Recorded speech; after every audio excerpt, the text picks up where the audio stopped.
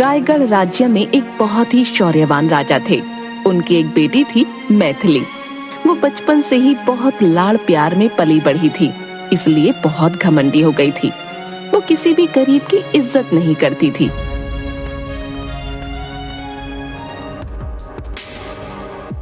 मैथिली, कहाँ हो आप? हमें मंदिर जाना है। क्या फिर से मंदिर? गुड़िया, आज तुम्हारा जन्मदिन है, तो मैंने सोचा है कि मैं तुम्हारे हाथों से गरीबों को कुछ कंबल दान करवाऊं। पिताजी, आप भी ना कंबल ही दान करने थे तो आप ही कर देते। मुझे मंदिर में ले जाने की क्या जरूरत है? बहुत कहने पर राजकुमारी मंदिर जाने को तैयार हुई।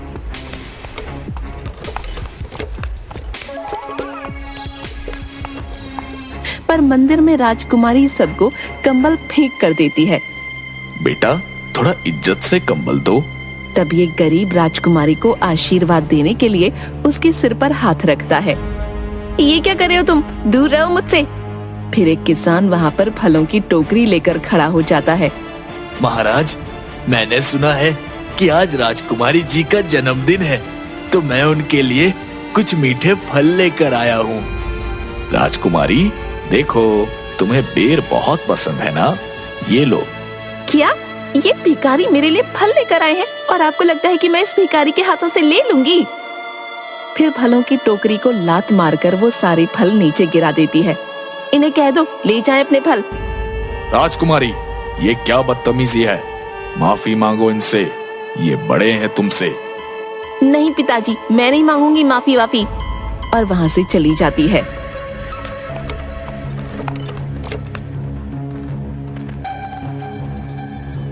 राज्य में लोग आपस में बात करते हुए, अरे देखा, आज राजा की बेटी कितने घमंड के साथ सबसे पेश आ रही थी।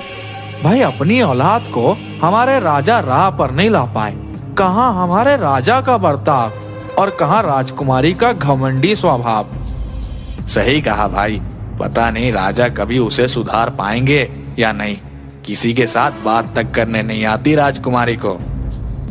शाम को राजकुमारी के जन्मदिन की दावत में सब लोग भोजन कर रहे होते हैं। पिताजी, ये आपने क्या बनवाया है? आपको पता है ना, मुझे पालक की सब्जी बिल्कुल पसंद नहीं है। और ये दही बड़े में दही इतना खट्टा। और थाली पर से उठकर चली जाती है। राजा बहुत अपमानित महसूस करता है। शाम को जब राजा अकेला बगीचे में बैठा होता है, तब उसके कंधे पर कोई हाथ रखता है। मौसी, आप? हाँ बेटा, आज मैंने सोचा कि आज राजकुमारी के जन्मदिन पर उससे मिलकर उसे आशीर्वाद दे दूंगी, पर यहाँ आकर देखा तो। मौसी, मुझे लगता है मेरी ही परवरिश में कोई कमी रह गई है, पर अब मैं क्या करूं कि वो सबकी इज्जत करना सीख जाए। मेरे पास एक तरकीब है। देख, मैं राजकुमारी के लिए कंगन लेकर आई हूँ। राजा की मौसी राजकुमारी को कंगन पहनाती हैं, पर वो कंगन राजकुमारी को चुभ जाते हैं। मौसी, आप ये क्या कर रही हो? मुझे बहुत दर्द हो रहा है, नहीं पहनना मुझे कोई कंगन। कुछ दिन बाद राजा का पूरा राज्य दूसरा राजा हड़प लेता है। राजा राजकुमारी को लेकर एक छोटे से गांव में जाकर रहने लगता है। बेटा, अब हमें यहीं रहना पड़ेगा। क्या यहीं? पर पिताजी, मैं इस झोपड़पट्टी में कैसे रहूंगी? आपको पता है ना, इन गरीबों को देखकर मेरा दम घुटता है, और आप मुझे इन्हीं के बीच में रहने के लिए कह रहे हैं। हाँ बेटा, पर तुम्हें तो पता ही है ना कि अब मेरा पूरा राज्य मुझसे छीन चुका है, तो हमें कुछ दिनों के लिए यहाँ रहना होगा। फिर राजा और राजकुमारी दोनों उसी झोपड़पट्टी में रहने लगते हैं। एक दिन राजा को काम के सिलसिले से कहीं बाहर जाना पड़ा। बेटा, कुछ दिनों के लिए मुझे दूसरे राज्य में जाना पड़ेगा, बहुत जरूरी काम है। पर पिताजी, मैं यहाँ अकेली इन भिखारियों के बीच में नहीं रह सकती। आप मुझे भी अपने साथ ले चलिए ना। नहीं बेटा, वहाँ तुम्हारी जान खतरे से खाली नहीं होगी। तो फिर आप भी मत जाइए। काम बहुत जरूरी है, नहीं तो तुम्हें छोड़कर मैं बिल्कुल नहीं जाता। अच्छा सुनो, यहाँ पर तुम्हें ही खाना बनाना होगा, और हाँ, सारा काम भी तुम्हें ही करना पड़ेगा। तुम थोड़ा अपना ध्यान रखना। और हाँ, अगर कुछ समझ ना आए तो आसपास किसी से मदद ले लेना। राजा वहाँ से चला जाता है। बहुत जोरों की भूख लग रही है, पर अब यहाँ तो मुझे ही खाना बनाना पड़ेगा। पर ये चूल्हा, ये कैसे जलाऊं? कैसे जलता है ये? वो चूल्हा जलाने की बहुत कोशिश करती है, पर फिर भी नहीं जलता। उसे ऐसे देख एक बूढ़ी औरत उसके पास आती है। क्या हुआ बेटा? कुछ नहीं, तुम्हें क्या? जाओ और जाकर अपना काम करो। अरे अपना काम ही कर रही थी, पर मैंने घर में इतना धुआं निकलते देखा तो देखने आ गई कि क्या हुआ। यहाँ आकर देखा तो तुम चूल्हा जलाने की कोशिश कर रही थी। ला मैं तुम्हारी मदद कर दूं। मैंने कहा ना तुम्हें, मुझे तुम्हारी जरूरत नहीं है, मैं खुद चूल्हा जला लूंगी। अच्छा ठीक है, तो तुम ऐसी ही कोशिश करती रहना। अब अच्छा सुनो, जला दो चूल्हा। फिर बुढ़िया चूल्हा जला देती है और खाना बनाने में भी राजकुमारी की मदद करती है। तभी उसकी पोती गंगा उसे बुलाने आती है।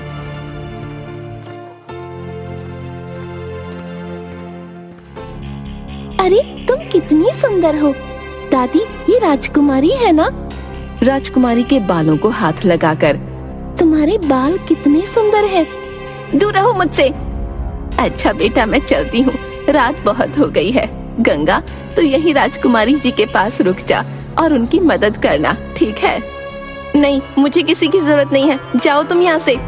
अरे पर यहाँ रात में कभी कभी जंगली जानवर घर में घुस आते हैं। बेटा तुम अकेली हो, तुम्हारे पिता ने मुझे तुम्हारा ध्यान रखने के लिए कहा था, तो इसे यहीं पर रुक जाने दो। ठीक है, पर तुम मुझसे दूर रहना, समझी?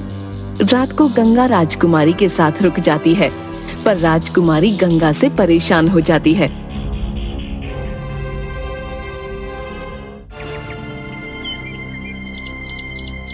अच्छा सुनो, मुझे दूध पीना है, यहाँ पर दूध कहाँ मिलेगा? वो तो ठीक है, पर आप पहले मुझे ये बताओ कि आप गाय का दूध पिएंगी कि भैंस का? अरे किसी का भी दूध ले आओ। तो आप एक काम कीजिए, आप मेरे साथ चलिए, मैं आपको तबेले से ताज़ा ताज़ा दूध पिलाऊंगी। क्या तबेला? ये क्या होता है? चलो आज मैं आपको दिखाती हूँ। फिर गंगा राजकुमारी को तबेले में लेकर जाती है।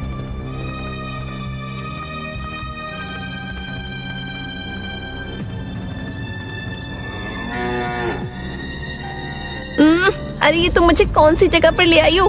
यहाँ कितनी बदबू आ रही है। अरे राजकुमारी जी, ये तबेला है, यहाँ पर ऐसी ही बदबू आती है, पर हमें तो इस बदबू की आदत है। और ये देखिए, वो काका दूध निकाल रहे हैं। रोज आपके यहाँ दूध यहीं से जाता है, तो आपको तो ये भी नहीं पता होगा कि हम जो भोजन करते हैं वो हमारे पास कैसे आता है। मुझे पता है कहाँ से आता है। कहाँ से आता है? रसोई से आता है, और क्या? अरे रसोई से तो आता है, पर रसोई से पहले हम अनाज को खेत में बोते हैं, फिर वो 3-4 महीने उगता है, फिर कटता है, फिर उसका आटा पीसते हैं, फिर वो रसोई में आता है। अच्छा, मतलब जो खाना खाते हैं उसके लिए इतनी मेहनत करनी पड़ती है? जी हाँ।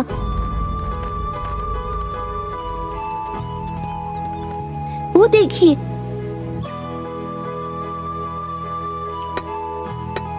वो काका और बाकी सारे मजदूर खेत में दिन रात ऐसे काम करते हैं, तब जाकर हम खाना खा पाते हैं। अब चलिए, मैं आपको आपके घर तक छोड़ देती हूँ। गंगा और राजकुमारी दोनों घर चली आती हैं। कुछ दिनों बाद राजकुमारी के पास भोजन खत्म हो जाता है। अरे अब तो घर में थोड़ा सा भी राशन नहीं बचा। एक काम करती हूँ, पास की राशन की दुकान से कुछ सामान ले आती हूँ।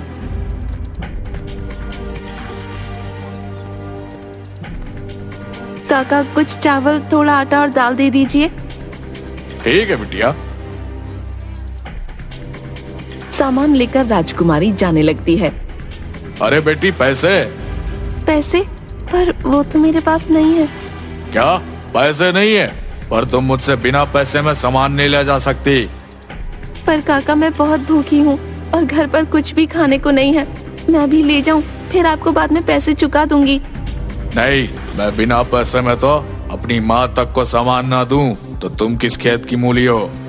काका, इस सामान के बदले आप जो बोलेंगे मैं वो करने को तैयार हूँ, पर अभी मुझे सामान ले जाने दीजिए, मैं बहुत भूखी हूँ। अच्छा तो एक काम करो, मेरे खेत में कुछ काम है, तुम वो खत्म करके दे दो, मैं तुम्हें यह सारा सामान ले जाने दूंगा। ठीक है काका। फिर राजकुमारी दुकानदार के खेत में उसका बताया हुआ सारा काम करती है। तब उसे एहसास होता है कि वो जिस खाने का अपमान करती थी वो कितनी मुश्किल से उगाया जाता है। कुछ समय पहले मुझे खाने की कदर नहीं थी और आज खाने के लिए मुझे ही कितनी मेहनत करनी पड़ रही है। फिर वो काम करके अपना सामान घर ले जाती है। राजकुमारी को बहुत तेज बुखार आ जाता है। राजकुमारी जी, राजकुमारी जी, अरे आप तो बहुत कांप रही हैं। फिर गंगा राजकुमारी के हाथों को अपने हाथ में लेकर मसलने लगती है, तो देखती है कि उसके हाथों में छाले पड़ गए हैं। अरे आपके हाथों में तो छाले हो गए, मैं अभी दादी को बुलाकर लाती हूँ।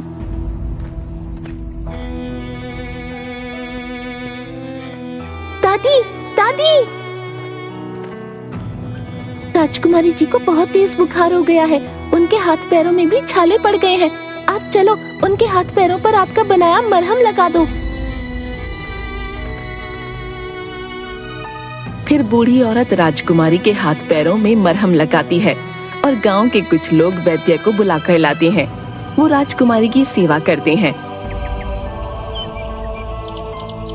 राजकुमारी सुबह उठती है तो देखती है कि उसके लिए सभी गांव वाले बहुत परेशान हो रहे हैं और गंगा को उसके पैर दबाता देख राजकुमारी बोलती है, अरे गंगा, तुम ये क्या कर रही हो?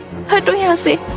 मुझे पता है राजकुमारी जी, आपको मैं बिल्कुल पसंद नहीं हूँ, पर आपको कल रात से बहुत तेज बुखार था, बस इसीलिए हम सब यहाँ पर।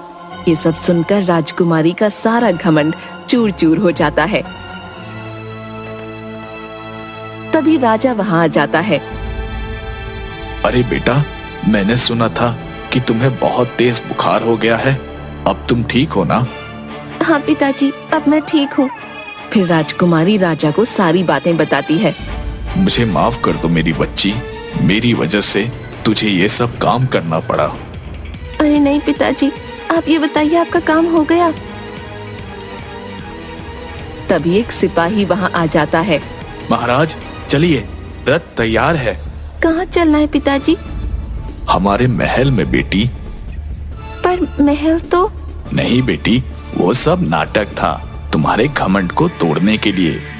क्या नाटक था? पर मैं कुछ समझी नहीं। हाँ बेटी, नाटक।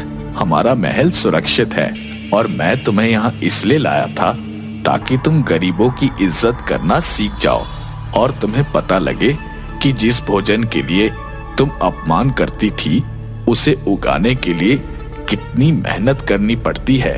और अब मुझे लगता है कि तुम्हें ये सब समझ आ गया है। गंगा इधर आओ, मुझे मेरे बर्ताव के लिए माफ करना और मैं हाथ जोड़कर सभी राज्यवासियों से क्षमा मांगती हूँ। पिताजी, आज के बाद मैं सबके साथ मिलकर अपनी प्रजा की सेवा में रहूंगी।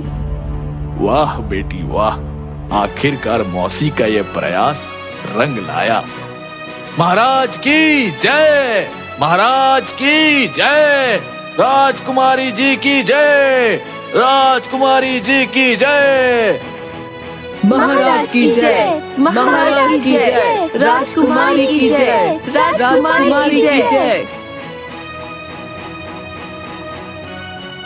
फिर राजा और राजकुमारी दोनों महल चले जाते हैं। दोस्तों, आपको हमारी ये कहानी कैसी लगी हमें कमेंट करके जरूर बताएं। और हाँ, चैनल को लाइक, शेयर और सब्सक्राइब करना ना भूलें। मिलते हैं अगली कहानी के साथ, तब तक के लिए धन्यवाद।